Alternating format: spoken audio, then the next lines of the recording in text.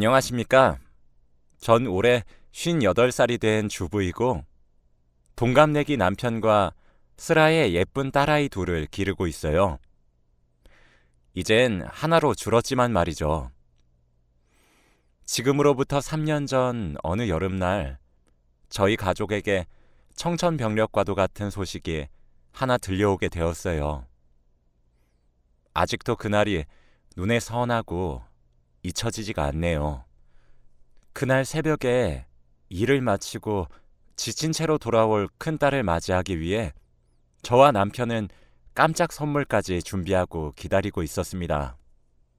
그런데 전화가 한 통 오더군요. 딸아이로부터 걸려온 전화였습니다. 보통 저희 부부가 그 시간에 잠을 자고 있어 저희 딸은 일부러 전화를 걸지 않거든요. 그래서 그런지 그 전화 벨 소리가 제겐 참 불길하게 들려왔었습니다. 부모의 촉은 피할 수 없다고 하더니 전화에서 들려온 것은 바로 저희 집 첫째 딸의 사고 소식이었어요. 우리 딸의 이름을 말하고 보호자가 맞냐며 물어보고는 바로 응급실로 오라고 하더라고요. 위급한 상황이라고 하면서 말이에요. 저희 집 두 딸아이들은 할머니에 대한 애착이 굉장히 강했습니다. 그 이유도 그럴 수밖에 없었던 것이 저와 남편이 둘 다 돈을 벌어야 해서 아이들이 부모 손에 자라지 않고 저희 어머니 손에 자랐거든요. 아이들에겐 외할머니인 셈이죠. 매일 아침 함께 온 가족이 함께 집을 나서서 저희 어머니께 아이들을 맡기고 저희 부부는 각자 일을 하러 갔고 저녁에 아이를 데리고 집을 가거나 종종, 아니 꽤나 자주 어머니께 아이들의 잠자리도 부탁하고는 했습니다. 적어도 일주일에 이틀 정도는 어머니네 집에 재웠던 것 같아요. 그래서 어머니의 집에도 저희 아이들의 옷이며 짐이며 많이 있었습니다. 그래서 그런지 엄마와 아이들 사이에 형성되어야 할 애착 관계는 할머니와 아이들 사이에 생겨버렸어요. 그래도 아이들은 저와 저희 어머니 둘 다 너무 사랑해 주었습니다. 순하기도 얼마나 순했는지 할머니랑 헤어져도 할머니 잘 자 하며 저를 따라왔고 제가 미안하다고 오늘 할머니 집에서 잘 수 있겠냐 물으면 엄마 화이팅 사랑해 라고 하며 응원해 주곤 했죠. 그렇게 두 딸 모두 참 잘 자라주었습니다. 때는 첫째 딸이 고등학교를 졸업하는 나이였고 둘째 딸이 중학교를 졸업하는 나이가 되었을 때였어요. 그때까지 저희 어머니가 아이들의 양육을 참 많이 도와주셨습니다. 그때쯤 되었을 때 남편의 일이 잘 풀리면서 저까지 굳이 일할 필요가 없어졌고 늦었지만 아이들에게 온 마음을 다하자 싶은 마음에 일을 그만두고 살림을 하기 시작했어요.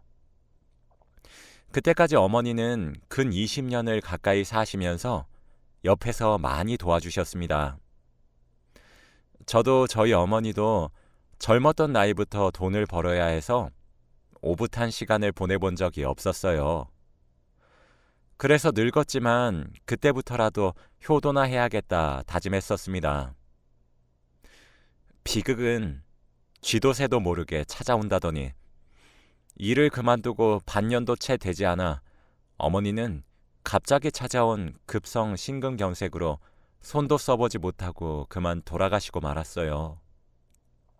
그때 둘째 아이는 집에 없었고 첫째 아이는 늘어지게 잠을 자고 있었죠. 그래서 방에서 갑자기 심장을 부여잡고 쓰러진 줄 몰랐던 겁니다. 첫째 아이는 그 이후로 제정신이 아니었어요. 죄책감에 미친 듯이 시달렸거든요. 사실 저희 부부는 친정이든 시댁이든 어른들이 많이 없으세요. 시어머니랑 시아버지는 남편이 어렸을 적에 일찍 돌아가셔서 친척들의 집을 전전하며 정말 아등바등 살아남았고, 저희 아버지는 제가 눈도 못 뜰 신생아 시절에 사고로 일찍 돌아가셨거든요. 저희 어머니께 100번, 1000번 감사해도 모자랍니다. 두 딸이 할머니를 그렇게나 따랐습니다. 그래서 그 기억 때문인진 몰라도 딸아이 둘 다 할머니란 존재를 끔찍히 여기고 있고, 이 법칙은 낯선 할머니들에게도 적용됩니다. 저희 어머니가 심근경색으로 돌아가셨을 때 아이들은 장례식을 치르면서도 몇 번씩이나 혼절을 했어요. 그 이후 밖으로 놀러 갔던 아이들이 갑자기 시들시들해진 나무를 몇 봉지씩이나 사오는 그런 일들이 종종 생기기 시작했죠. 왜 그랬냐고 물어보면 할머니랑 비슷한 나이로 보이는데 오늘 날씨가 너무 추웠잖아. 그냥 우리가 이거 다 사드리면 그 할머니가 일찍 들어가실 수 있으니까 라고 큰딸이 대답했고, 나도 우리 할머니 생각이 나서 그랬어 라고 작은딸이 대답했죠. 어처구니가 없어서 이거 누가 다 먹어 하다가도 관심을 많이 주지 못했음에도 불구하고 바르고 곧게 선량하게 잘 자라준 것만 같아 뿌듯하기도 했습니다. 구걸하시는 할머니들을 지나치지 못했고, 추운 날 지하철에 노숙하는 할머니들을 보면 주머니를 뒤져 잔돈을 팍팍 긁어 모아 주기도 했어요. 어떤 날은 장마철이었는데 큰딸이 나갈 때는 우산을 쓰고 집을 나갔었거든요. 그런데 집으로 돌아올 때는 물에 빠진 생쥐꼴로 집으로 돌아온 겁니다. 정말 깜짝 놀라 자초지종을 물으니 빈병을 줍는 할머니가 우비를 쓰면서 줍고 있었는데 우비가 너무 낡아 안으로 비가 들어가는 게 눈으로 보이더랍니다. 그런데 큰딸은 본인 집이 여기서 가깝기도 하니 자신의 우산을 건네주고 집으로 뛰어온 거였어요. 큰딸만 그런 것도 아니었습니다. 그때는 한겨울이었는데 둘째 딸이 기관지가 조금 약한 편이라 겨울이 되면 목감기를 달고 사는 아이예요. 항상 목도리를 두르고 다녀라 잔소리를 해서 아직도 겨울이 되면 목에 손수건을 감거나 목도리를 합니다. 제가 목을 따뜻하게 하라고 잔소리를 정말 많이 했었거든요. 그런데 겨울철만 되면 둘째 딸이 밖에서 목도리를 잃어버리고 왔어요.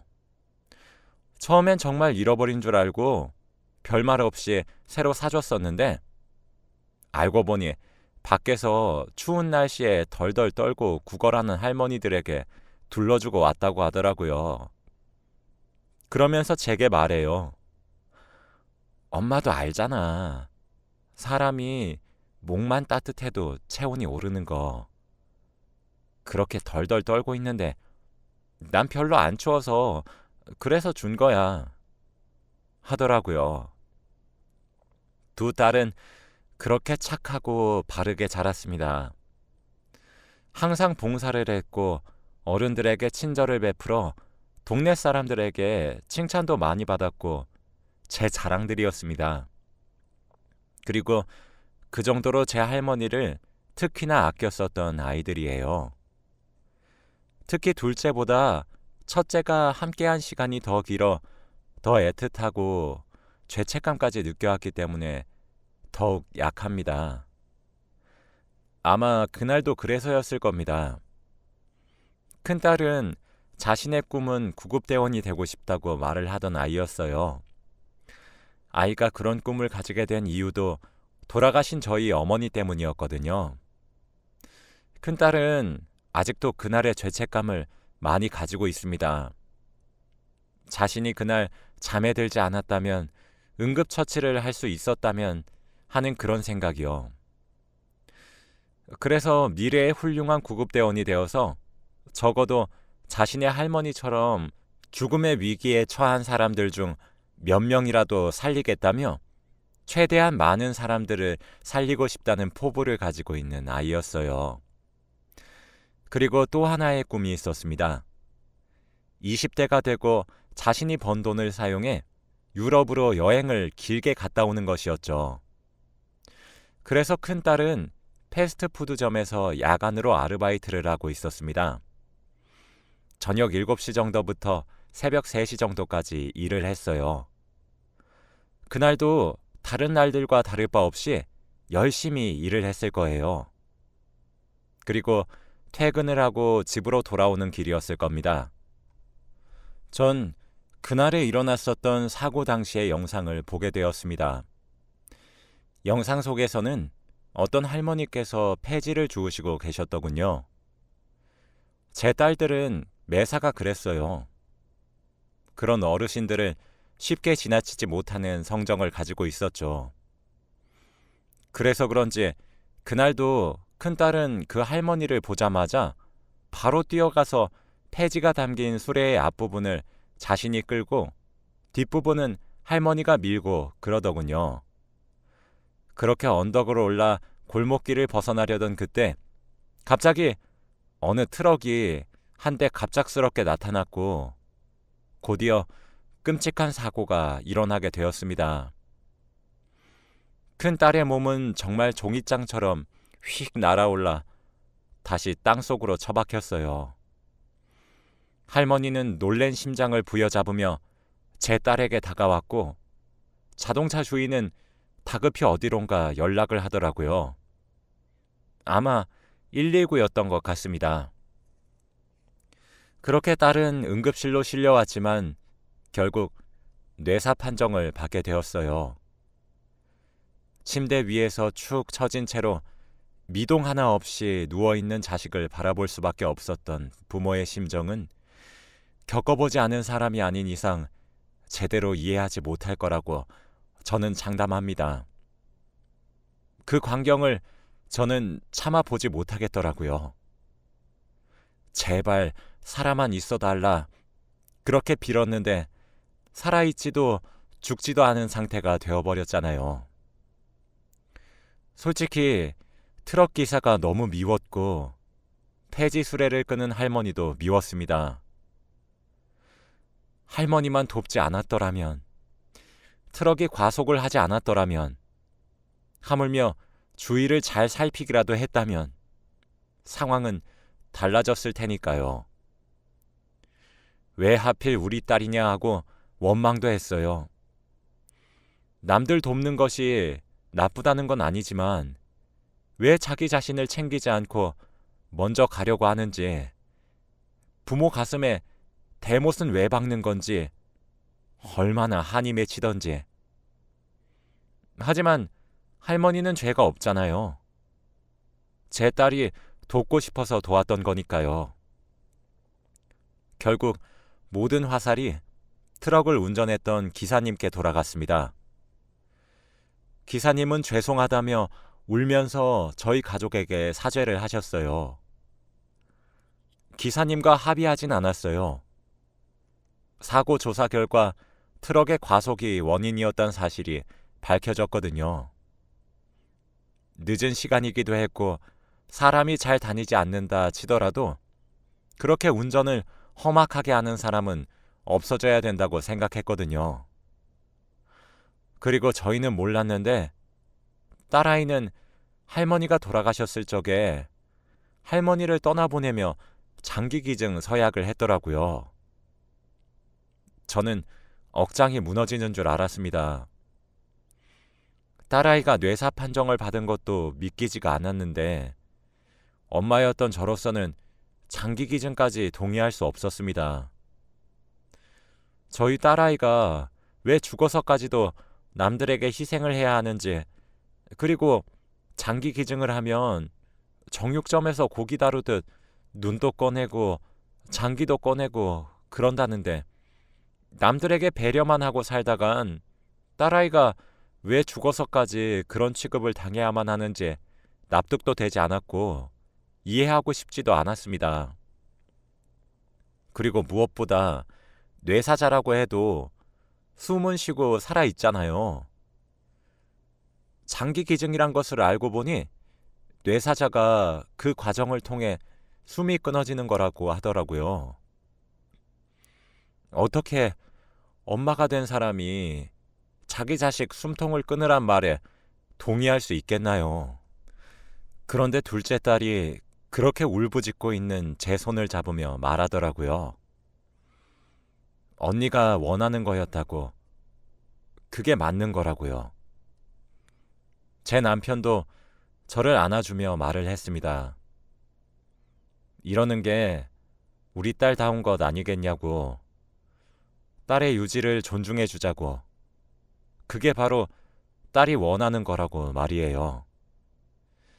병원에서도 제가 걱정하는 것처럼 딸아이의 몸을 절대 함부로 다루지 않을 것이고 숭고한 배려와 희생으로 생각하겠다 말씀하시더군요. 그렇게 우리 딸은 결국 생전 자신이 했었던 생각대로 장기를 기증하였고 그렇게 총 6명에게 새로운 삶을 선물해주고는 하늘의 별이 되었습니다. 그쯤 되니 하늘이 원망스러워지더라고요. 제가 사랑하는 사람을 죄다 데려가는 기분이 들었거든요. 우리 부모님도 모자라 자식까지 데려가나 싶었습니다. 딸아이의 장례식도 사실 무슨 정신으로 치렀는지 기억이 잘 나지 않아요. 원래 부모의 상을 치르는 것보다 자식의 상을 치르는 것이 더 지옥 같다고 얘기하잖아요.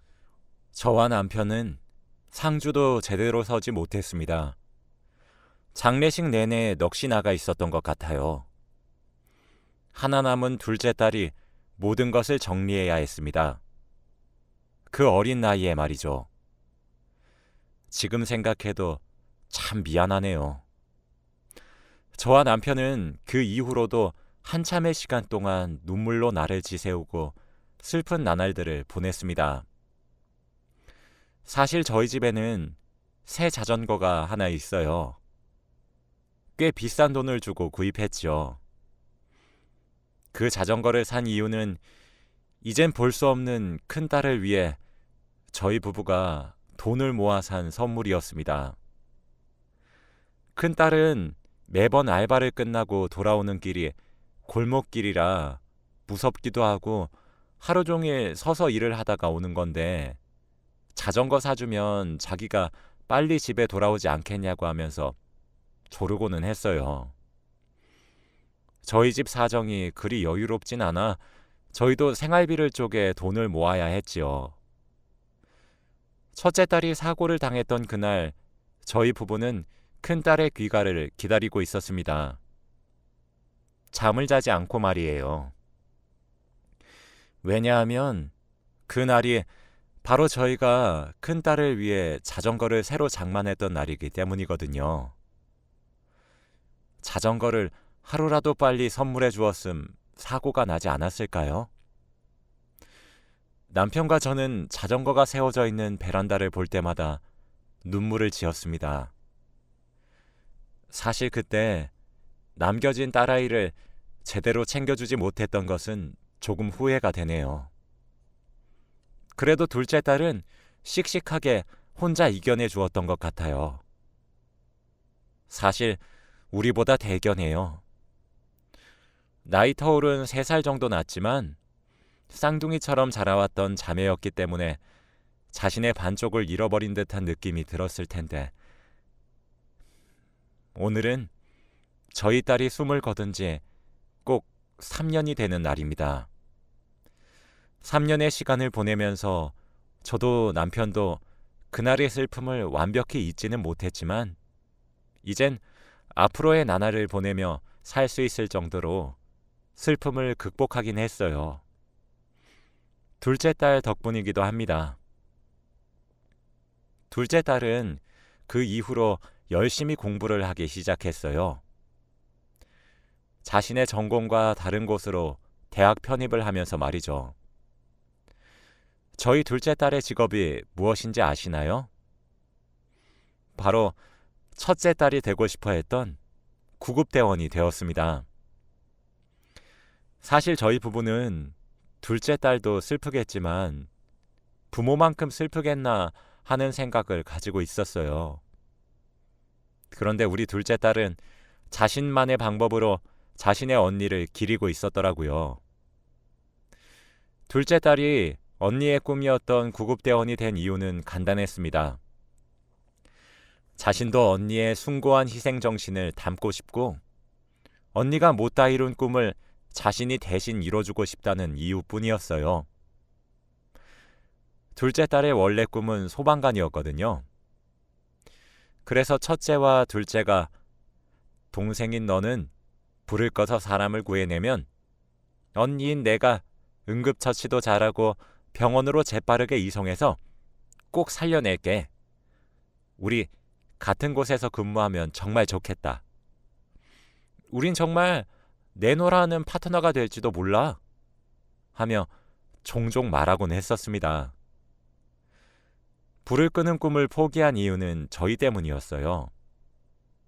둘째가 그러더군요. 언니를 잃어버렸을 때 저와 남편이 울부짖고 힘들어했던 모습이 너무 보기가 힘들었다고 말이죠. 그리고 생각했답니다. 소방관 중에서도 구조 분야는 항상 두 사람을 구해야 한대요. 한 사람은 구조를 요청한 사람이고 또 다른 한 사람은 바로 자기 자신이죠. 그리고 제 어머니이자 딸아이의 할머니도 언니도 잃은 저와 남편을 봤을 때 자신도 남들에게 희생하다 죽게 되면 저희 부부를 죽어서도 볼 낯이 없을 것 같았답니다. 자기를 언니처럼 잃게 하고 싶지도 않았다고 해요. 그래서 언니의 꿈이자 사람을 살릴 수 있는 소방관 중에서도 구급대원이 되기로 마음을 먹었었다고 합니다. 저희 집 베란다에 3년째 방치되고 있었던 저희 남편의 눈물 버튼인 자전거는 이제 우리 둘째 딸이 교대 근무를 하면서 그 자전거를 타고 다니고 있습니다. 며칠 전 둘째 딸이 그러더라고요. 심정지 환자를 자신의 손으로 심폐소생술을 해서 살려냈다고 말이에요. 돌아가신 할머니가 너무 생각났다고 합니다. 그때 자신이 이걸 배웠으면 달라졌겠지 하며 아쉬움을 표현하고 할머니를 그리워하다가도 자기 손으로 죽었던 심장이 다시 뛰어서 살게 되는 걸 목격했을 때 얼마나 짜릿하고 뿌듯했는지 아냐며 자랑스러워하는 표정을 지으면서 제게 조잘조잘 말을 하는데 참 기특하면서도 만감이 교차하는 기분이 들더라고요. 사실 화재 현장이든 응급 현장이든 둘째 딸이 받게 될 트라우마가 많이 걱정이 되었었는데 둘째 딸아이를 보면 괜찮다는 생각이 들어 마음이 놓이는 것도 있었습니다.